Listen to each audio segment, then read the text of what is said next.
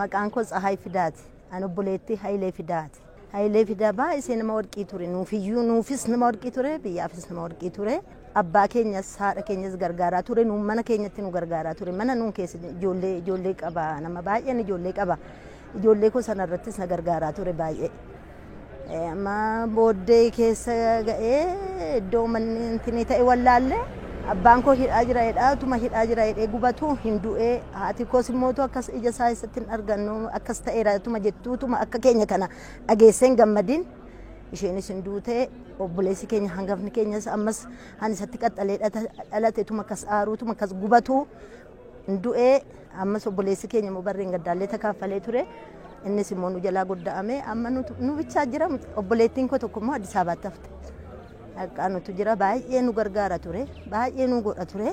Afaan Oromoo duwwaatu hin ta'in dammaqinaa fi tokkummaa Oromoo jedhee dubbata. Afaan kanatu jedhe afaan Oromoo guddisuu dagaagsuu waa tokko yoo kanaan hojjenne adda adda ta'uusaas walitti fidnee tokko goona kan inni jedhe isarrattis hojjeteeraa jechuudha. Maqaa isaatiin waan godhamu irratti baay'ee gaariidha. Waan yaadachiisa murteessaa waan godhe waan gaariidha.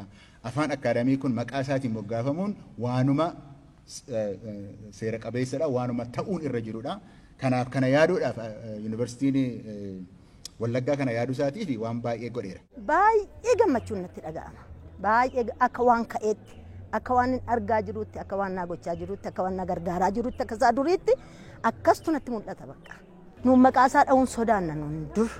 Maqaa masaa kaasuu hin sodaanna turre amma maqaan isaa hamma kana ka'ee intini ta'uudhaaf hamma kana arguu kootiif baay'een gammada ani bichaan jiraadhe hamma kana arguu kootiif warri dhumaniiru. Kitaaba qopheessee fixeen ture.